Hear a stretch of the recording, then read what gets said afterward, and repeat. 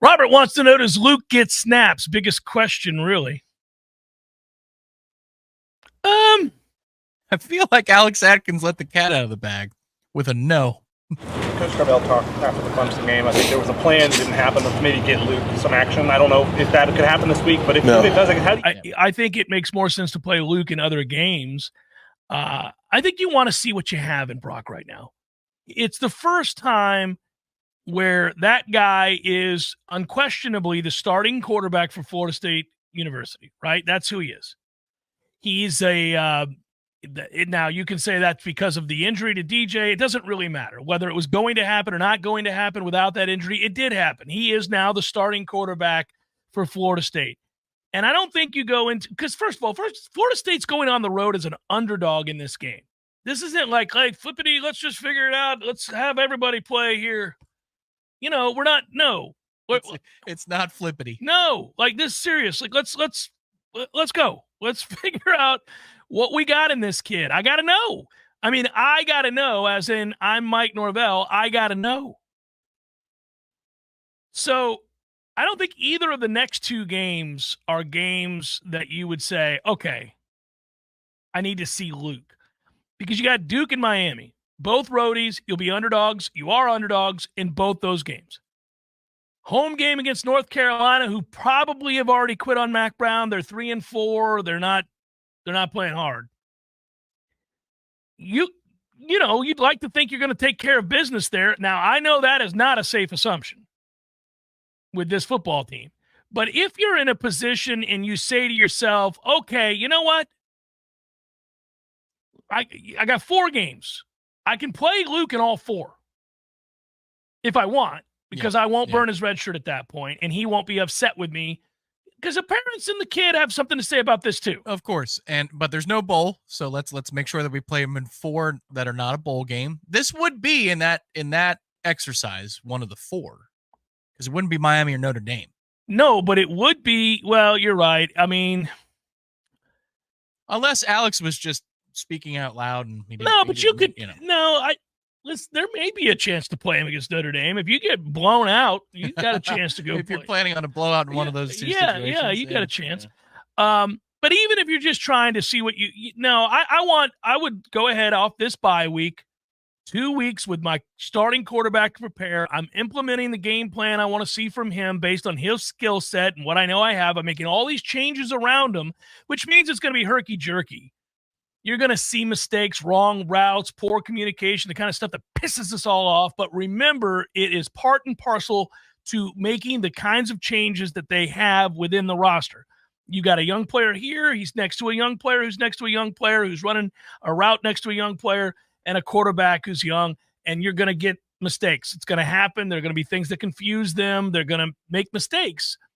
But we're willing, I think we agreed, all of us did, as a fan base, the season shot. The season expectations were not met. That was defined probably week 3. You could just say, that's it, that's all, that's a wrap. And I understand Mike's got to go case by case. This position, this position, this position. Is this kid ready? Does he know the plays? I mean, I can't just put anybody out there just because I like how fast he runs and how high he jumps. Does he know what the hell he's doing? I gotta wait until I have a sense that he's got some plays that he can run in succession. Not, hey, I'm gonna run you out there. It's a 9, fast as you can go. No, I mean, you want him to run within the flow of the offense if you're trying to get a read on all these changes. So it's dicey. It's a really delicate line to try to walk here with the Luke situation. Modern college football is a quandary. Modern college football is really tough on coaches. Paid handsomely to try to dance the dance, but it is a problem, and it's going to continue to be. We talked about this yesterday on the show. Florida State is an extreme example of what is going to be the norm unless radical changes are unilaterally imposed and people agree and we have everybody, kind of on the same page in terms of restrictions of transfers and NIL and how much and all that stuff. Because otherwise, what you have is the inability to create quality depth on your roster. Really any depth. from any kid at all who's any good that feels like he should be playing, because they can leave. They can just say, I didn't win the job. I'm going to make my services available through back channels, however you want to say it. You don't even have to publicly put your name in the portal or anything like that. You can just get it out there to an agent or a rep of some kind. Hey, if somebody's interested in me, I was just a 5-star. I was just a 4-star. I lost out to a kid who's a redshirt freshman or a true freshman, let's say. He's higher than me on the depth chart. I don't like it. I want to play. I want to go somewhere where the upside's greater, where the wins are more frequent, where the opportunity is expanded. Let it be known that I can be had. You're re-recruiting your roster incessantly, and it's most important in telling at the quarterback position. Listen, I'll tell you right now, if you're a Florida fan, you're pretty pleased right now, this year singularly, with the way that they've played hard. They've played very hard for Billy Napier. They should have won the Tennessee game if he wasn't a coward. If he had gone for 2, they could have won that game. And I would argue that even if they went for 2 and didn't get it, he would have won over the fans because of how hard they played there in that environment, right? I say that to say this. What sucks about that is it's hard to fathom, knowing what we knew coming into the season, that Florida and their fan base would probably have more to hang their hat on as this season goes on than Florida State does. They'd have more optimism than Florida State does right now. That said, I'll put a chink in the armor right here.